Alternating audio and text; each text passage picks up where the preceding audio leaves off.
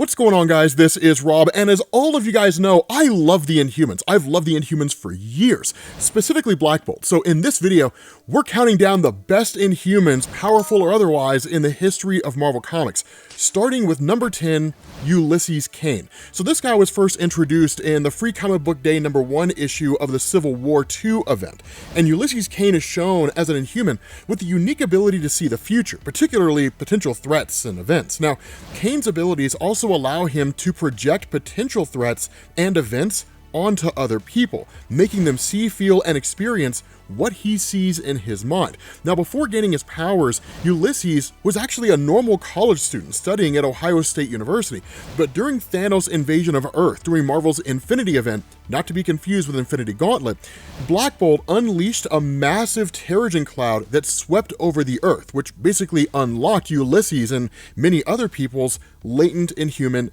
genes. Now, moving on to number 9, we have the Jailer. Now, the Jailer is a lesser-known Inhuman in the Marvel Comics universe, displaying the characteristics of a sinister prison guard with supernatural abilities. Introduced in Blackbolt #1, which is probably one of the greatest solo series in the history of Marvel, the Jailer has the powers of psychic vampirism, possession, and biological manipulation, which helped portray the Jailer as more of a horror antagonist than a normal comic villain. However, the Jailer met his untimely end at the voice of Blackbolt after the king was cast away by his wife Medusa and then ultimately held prisoner. But moving on to number 8, and speaking of Medusa, we have her. So the wife of Blackbolt and the queen of the Inhumans, Medusa was introduced all the way back in Fantastic Four number 36. Born with prehensile hair, Medusa possesses the ability to control and manipulate her hair with incredible strength and precision. She also has enhanced reflexes, endurance, speed, and strength. But Medusa often displays a strong will, high intelligence, and fierce loyalty to her people, making her a prominent member of the Inhumans race. But coming in at number 7, we've got Maximus, also known as Maximus the Mad, and he's the brother of the Inhuman King Blackbolt and first appeared in Fantastic Four number 47. Now, Maximus possesses a genius-level intellect with the ability to influence and control the minds of others, but he's also shown to be very unstable after being exposed to the quasi-sonic voice of Blackbolt. But his deep envy of his brother often leads him into conflict with the Inhuman royal family. But much like Thanos of the MCU, his vision is often what he believes to be the best for his people. But coming in at number 6, we've got the Unspoken. Now, the former king of the Inhumans, known as the Unspoken, was actually erased from their history after hiding the Terrigen crystals, believing their power was too great for any Inhuman to wield. Now, this led to his cousin Blackbolt to overthrow him after being deemed a threat to society. But first seen in Mighty Avengers number 27, the Unspoken possesses the power of Terrigenesis manipulation, which means that he has the ability to mentally control his own mutations when exposed to Terrigen. The Unspoken can also manifest new abilities on command, which actually makes him an Omega-level threat in Marvel Comics. For those of you guys who don't know, Omega-level threats are the counterpart to Omega-level mutants. Omega-level mutants being the most powerful mutants, Omega-level threats being the most powerful non-mutant threats in Marvel Comics. But coming in at number 5, we have Karnak. Now, introduced in Fantastic Four number 45, Karnak is a member of the Inhuman royal family known for his unique ability to see the flaw in anything. But unlike other Inhumans, Karnak did not undergo Terrigenesis. Instead, his power derives from intense physical and mental training, but his skill set includes martial arts, strategic genius, and a profound philosophical insight. But Karnak's perspective also allows him to exploit weaknesses, and not just in his opponents. This includes structures and even ideologies, making him an invaluable asset to the Inhuman royal family. But coming in at number 4, we've got Gorgon Petragon, and this guy is an Inhuman, most known for his hoof-like feet. Introduced in Fantastic Four number 44, Gorgon is a member of the Inhuman royal family and is often displayed with an aggressive demeanor balanced by his deep loyalty to the royal family. But Gorgon possesses a number of abilities, including superhuman strength, speed, stamina, and durability, but is most well known for the ability to create kinetic shockwaves with a strength of 7.5 on the Richter scale.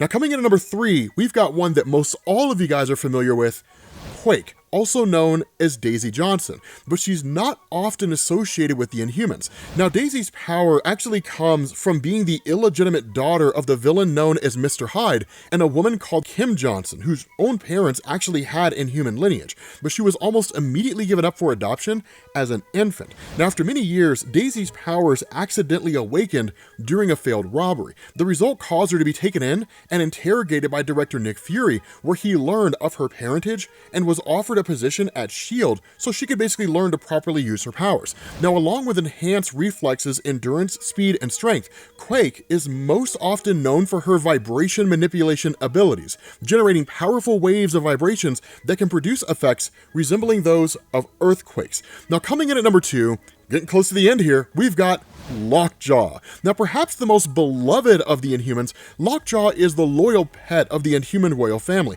and holds a particularly strong bond with Blackbolt. Now, this massive bulldog-like creature was first seen in Fantastic Four number 45 and was the result of the Inhumans' experimentation on canines. Now, after birth, Lockjaw displayed the power of teleportation, where he could teleport himself and up to 1 ton of additional mass across space and even to other dimensions. Lockjaw also possesses a sense of smell so strong that he can track and locate scents across dimensional space. But Lockjaw's endearing personality, combined with his role in aiding the Inhuman royal family, makes him a fan favorite character.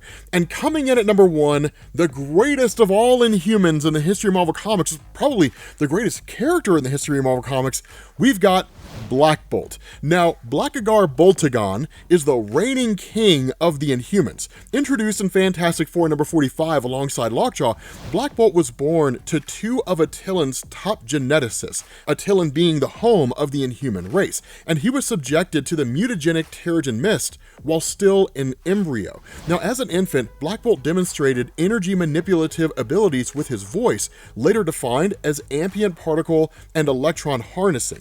But to protect the community, he was placed inside a soundproof chamber and given an energy harnessing suit until the age of 19, when he was allowed to enter into society. But after discovering his brother Maximus making a pact with the Kree, Blackbolt used his powers to knock the Kree ship out of the sky in an effort to prevent their escape. But this caused the ship to land on Parliament, killing several members of the Council of Genetics, including his own parents. But the energy from his quasi-sonic voice also affected his brother Maximus' insanity, and so at the age of 20, Blackbolt would be offered the mantle of leadership of the Inhumans despite his guilt. And as the ruler of Attilan, Blackbolt embodies the complexities of leadership, the burdens of his destructive power, and the struggles of peace and unity within the Inhumans. I'm sorry, guys. I am sorry. I cannot, in good conscience, tell you guys that the Inhumans are worth anything. The Inhumans suck. They've always sucked. They always will suck. Let's see. We got a chick who's a walking, talking vibrator,